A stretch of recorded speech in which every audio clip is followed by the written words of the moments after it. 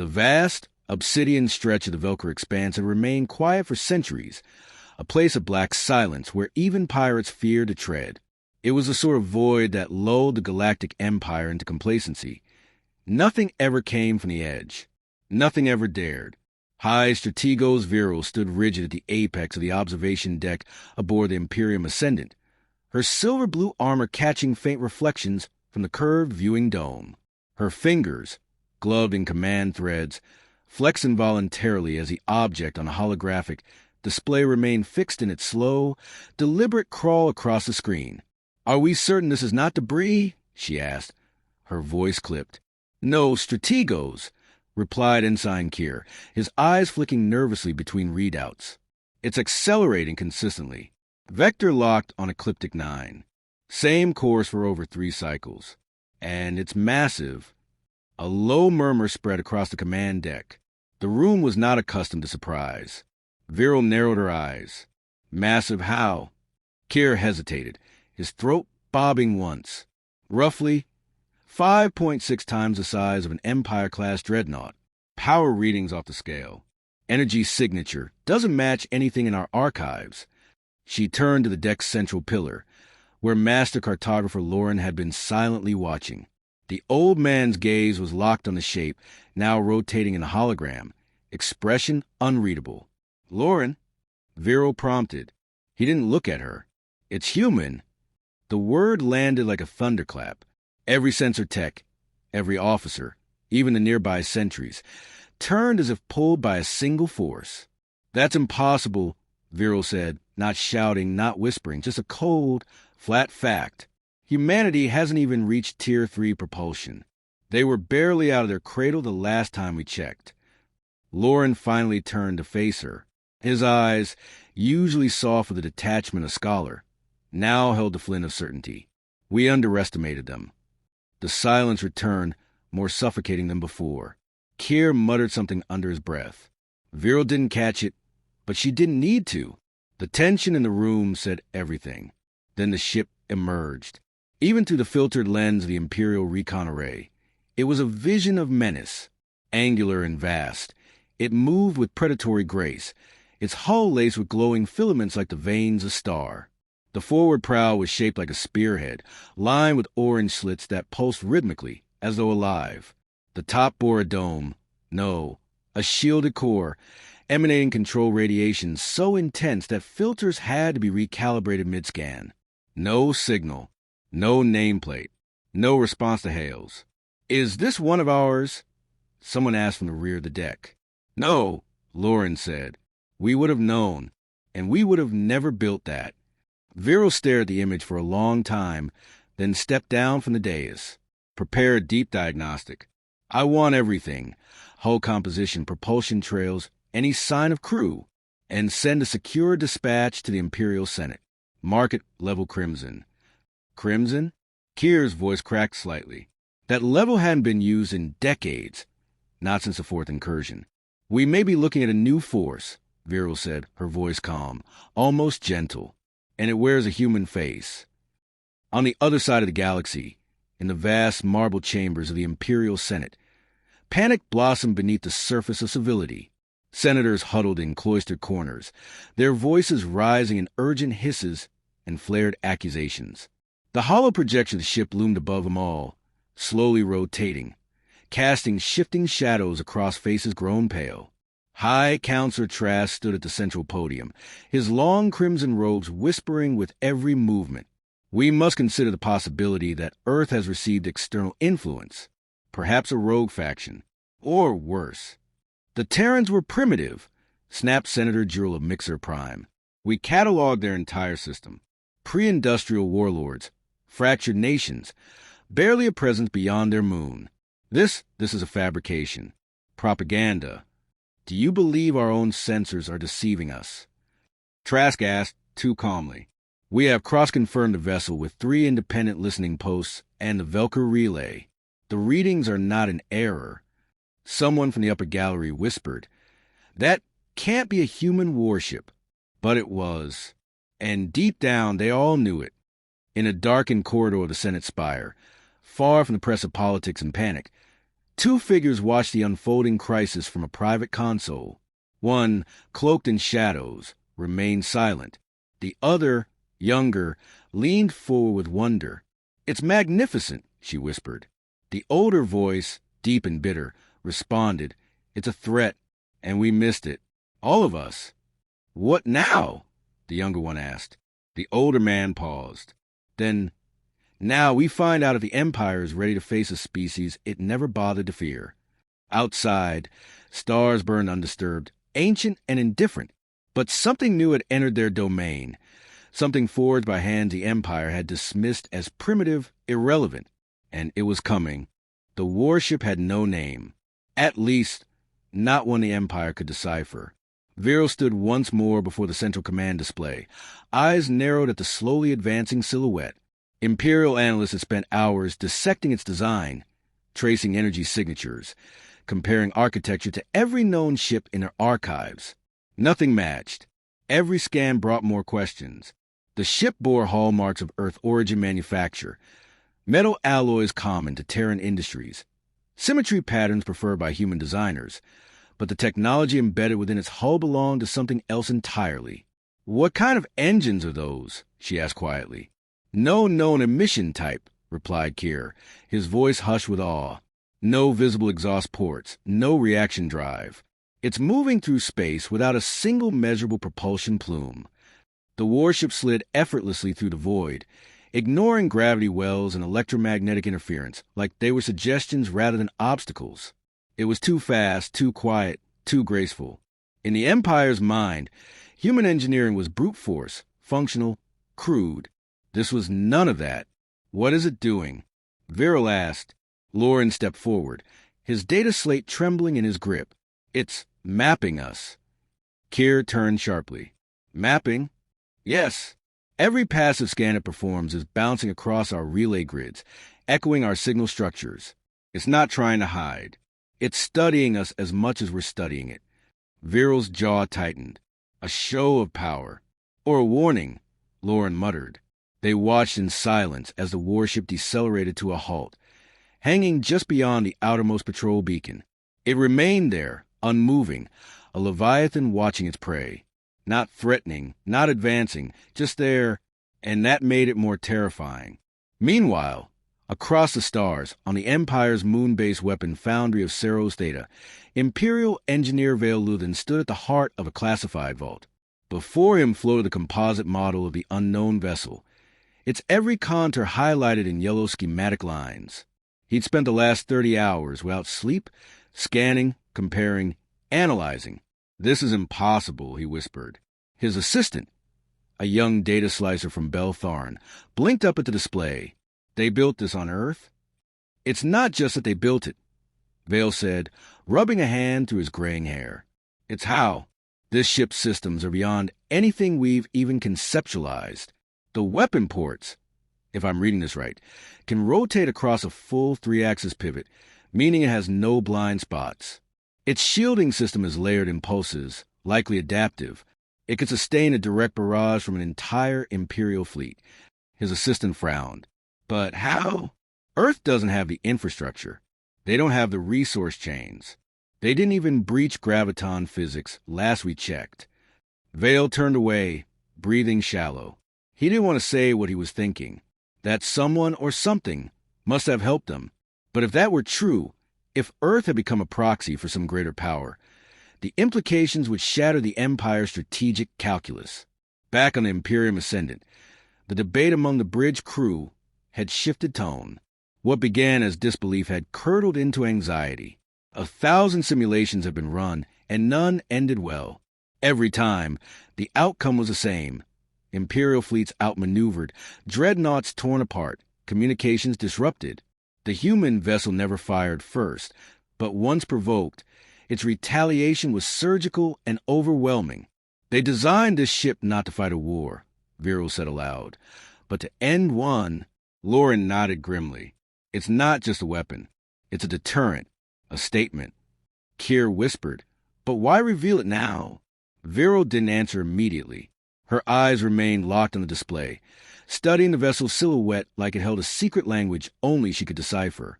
She had led 27 campaigns. She had crushed revolts, silenced incursions, even negotiated peace with high-world intelligences. But this silence, this deliberate stillness, unsettled her more than any battle. Then, without warning, the warship moved again. It didn't advance. It didn't fire.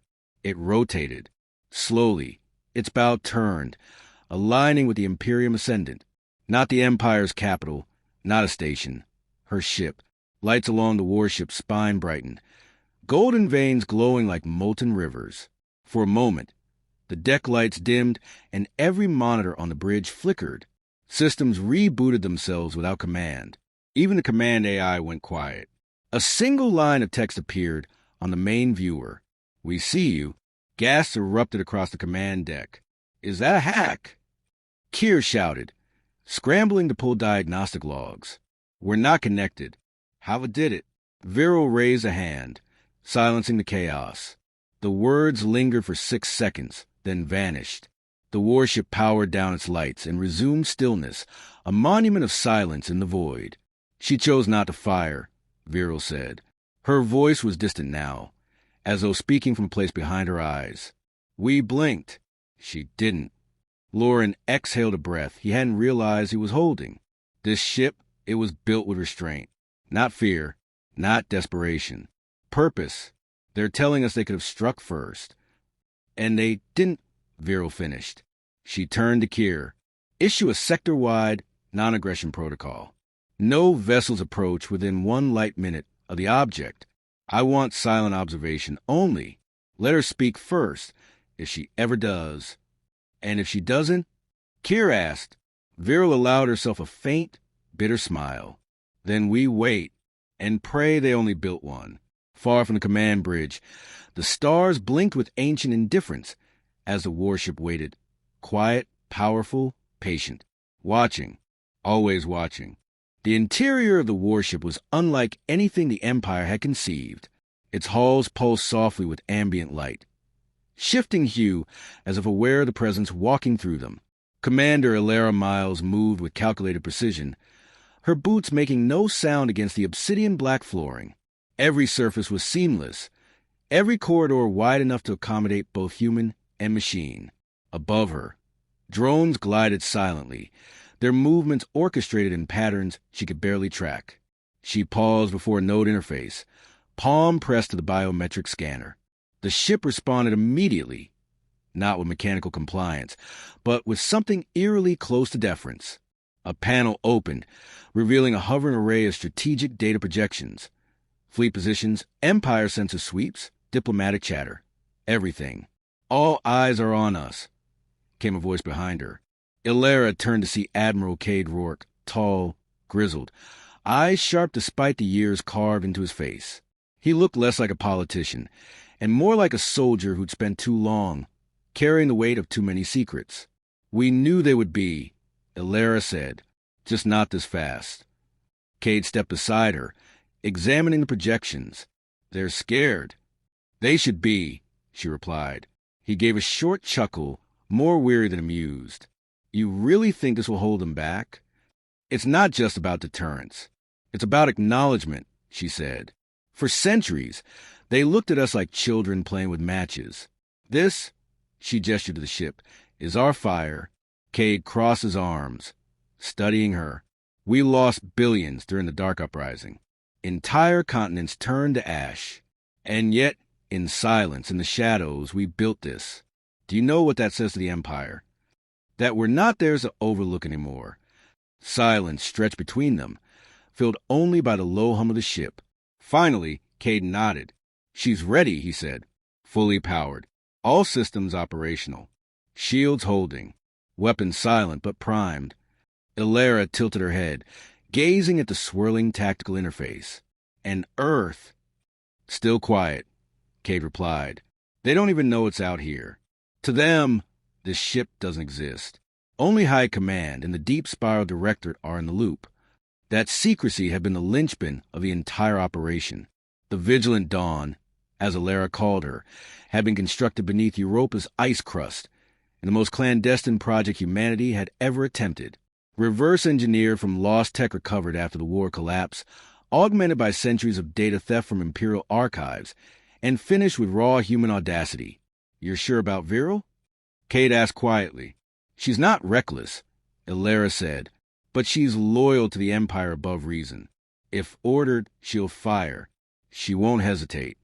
And if that happens... Elara didn't answer right away. Her gaze lingered on the image of the Imperium Ascendant hovering like a blade over a wound.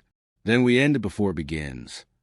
Back aboard the Empire's flagship, Viril reviewed the intelligence updates from the Ceros data engineers. No vulnerabilities, no communication response, and most critically, no indication of whether the humans were willing to negotiate or waiting for provocation. The pressure was mounting. Senator Jurel had already demanded immediate action. Others whispered of preemptive strikes, of wiping out this anomaly before inspired rebellion across the Rim colonies. The Empire's myth of invincibility had taken a blow, and myths did not survive hesitation. Kier approached, carrying a fresh batch of reports. Intercepted fragments from human transmission bands. Leaked images. The Terran population doesn't know what this ship is, but speculation is rampant. Some think it's alien. Others, the divine protector. Viril frowned. So they're afraid of it too. Kier hesitated. No, Strategos. They're inspired. The implication hung in the air. If Earth began to rally behind a vigilant dawn, if the symbol of it sparked unity where division once ruled, the Empire wouldn't just face a ship, it would face a revolution. A silent alert blinked on her console. Energy surged from the vessel. Kier said, breath catching. External power system cycling. Not weapons, it looks like communications. The bridge fell quiet. A soft tone played across the command deck, not harsh or coded, melodic. Then a voice, clear and unmistakably human, filled the air. To the Empire of Stars, this vessel stands as witness to your legacy. We acknowledge your strength. We do not seek war, but we will not kneel. Viril stiffened. Her eyes locked to the speaker grid. We are not what we were. Earth remembers, and Earth has endured. This is our answer. Then the line went dead. No demand, no threat, just a declaration. Simple, resolute. Kier whispered, what do we do? Viril stood slowly. We send nothing. We say nothing. Not yet. But the Senate... Let the Senate posture, she said coldly. If we respond too soon, we risk everything. Let them sit in silence. Let them feel that silence. For the first time in her career, Viril understood that victory might not come from the strength of fleets or firepower, but from choosing when not to strike. In the stars beyond, the vigilant dawn remained still, sovereign and unshaken, neither advancing nor retreating, a monument to a world no longer willing to be overlooked. And for the first time in generations, the Empire felt small. The council chamber aboard the Vigilant Dawn was quiet, its smooth silver walls humming faintly with the ship's breathing systems. At the head of the curved table, Elara Myles sat, surrounded by the few individuals who had been with her from the beginning, engineers, analysts, ex-intelligence officers, and, unofficially, humanity's last generation of architects for survival. Her expression was composed, but behind her eyes flickered the storm of 1,000 calculations. The Empire's silence is dangerous, said Dr. Amina Voss, voice taut. They're not ignoring us. They're calculating. We've rattled their cage. Now they're deciding whether to bite or wait. They'll wait, Rourke muttered from his seat, arms folded. That's what makes them dangerous.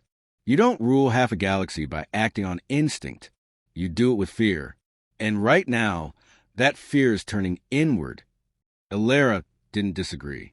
The Empire's lack of immediate retaliation wasn't mercy. It was strategy. She knew Viril well, at least by reputation. Methodical, ruthlessly disciplined, unwilling to provoke chaos unless ordered, which meant their next move would come from the Senate.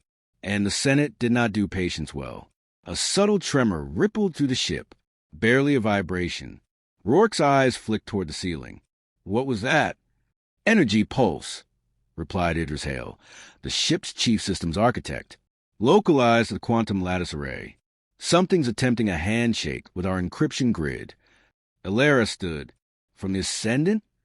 Unknown origin, but Imperial frequency protocols. High level. They're reaching out, Voss said quietly. Or probing for weakness, Idris countered. No difference, Elara said, her voice turning cold. Scramble response. Passive, non-hostile. Let them know we see it.